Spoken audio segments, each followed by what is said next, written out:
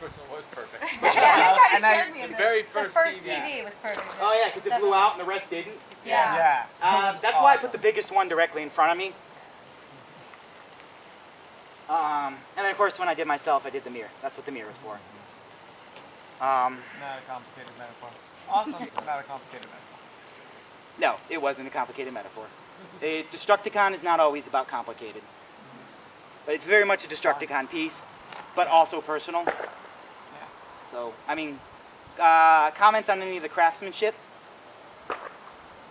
I think Sony makes an excellent device. Huh? Think what? You said any comments on the craftsmanship? I said I think Sony makes excellent devices. He's like the most impact. Yeah.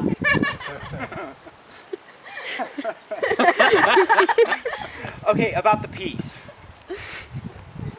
I thought the projection was rather nice. Yeah, I like The projection? Mm-hmm. What do you mean by projection? The expression of energy. Oh, by combining the piece with the performance?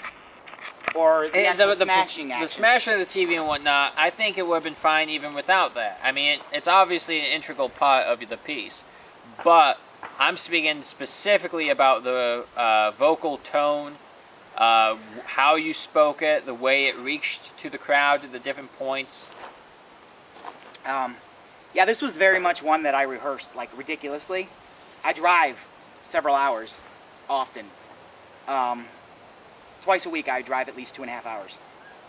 And then the rest of the week I drive at least an hour, minimally. So I rehearsed the goddamn thing 1,000 times in my car. So for any of those that, you know, might just wing it, there is some value in rehearsing your piece, especially in a performance piece. And I have a habit of doing this with my hands or folding them or something like that. So the hammer was an integral part in keeping my hands busy. I like how you brought it back up to your shoulder before you went out. The whole piece is called Hammer, so I wanted to draw attention to the hammer, but it keeps me from doing stupid shit with my hands that distracts from what I'm doing. But then there's a couple of times when I actually point to things or throw the glasses, or point to the tears, things like that. And of course, symbolism, drop the hammer when I mentioned my son. It's about destruction and then the end. Okay. It's pretty easy metaphors to get there. Kelsey, anything? I think it was very powerful, and it generated a very big emotional response that was very nice. I personally liked it. Okay. Steph? I liked it. I told you when I read it the first time, it was like, I don't know, it kind of, I'm not really sure how to explain it, but like she said, a very strong emotional response to the whole. Yeah, if you read this, it just says smash in place of this. Not quite as powerful as actually smashing the shit. No, but it was still. Dan, any more than thumbs up? Neighbors think that you're crazy, don't they? Yeah, they do. All of them. Oh yeah. There goes a crazy guy every week. Oh, come on, it looks like a car wreck for a whole weekend here every year. I'd like to bring, this was kind of my motivational piece too, because I'd love to bring a little more creation to Destructicon 2. Yeah, it's all about destruction and release of that energy, but let's also channel that at the same time. What I really wanted to do this year, and things happened so I couldn't, was create a Trash It Art Day. Whereas we have an event the day immediately after Destructicon, where we take those remnants and make shit out of them. But for us writers, go ahead, you were going to say something? For no Army of Peace, I'm just saying I especially like the ending.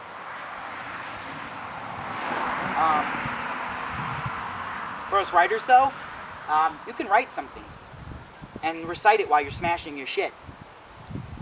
It's a suggestion. Anything deep and twisted, it doesn't even necessarily have to do with that, but combining your words with your actions, with actually just smashing shit, it's going to create a very powerful piece. It doesn't... Go ahead. I think performance-wise, your weakest was near the end, because you started forgetting Yeah, I did a couple of mistakes there. Well, then I you think realized you lost it. a little bit of Instead of confidence in that. skipping right through it, you Yeah. realized it and pointed it out. Whereas not everybody has read that. I read it when you first posted it, Yeah. but I know you haven't read Nope. it. So he wouldn't even have known that you fucked up at all.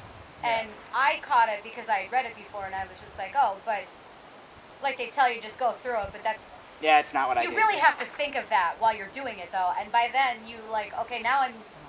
It throws the whole thing off. Yeah. All right. So But I don't really think it couldn't took do away dress from, rehearsals on this one. Yeah. It didn't take away from the impact No. of the piece whatsoever. No. And also I did mine first because I would like this to be everyone's stage. You don't have to stand in the middle of that. You can stand in front of it if you'd like.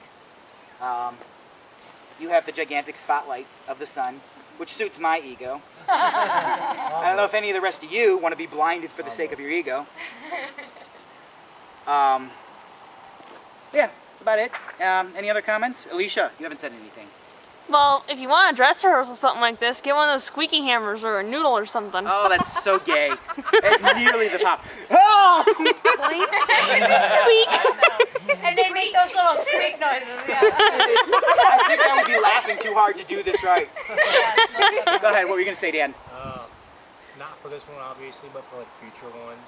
Like, say we make a poem about my poem, Death Ripper. You cannot cut anyone in the audience. No, not one in the audience, I swear.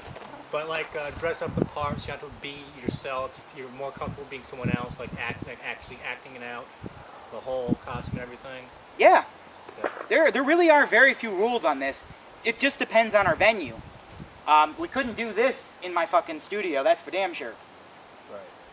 We can't do this in a public park. But, I mean, you can dress up in a public park, you can dress up in my house. Depends what the venue is. We can get creative with these. They don't always have to be where I tell you they are. You guys can make suggestions. If you think some other venue is going to be better for something specific you want to do, you can be the leader of it. I've been lately doubling up events just because that's my schedule.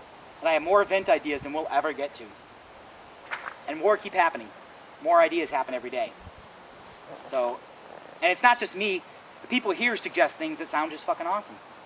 Can I just say the front of that Sony TV looks like one of those Rorschach prints? Yeah. What do you see in? Anyone with a camera is welcome to take pictures before people start stepping in this, if anyone is interested. Dan, Well. go ahead, take your picture. You can go ahead and cut. Okay, Ryan, can I just say that you have an eager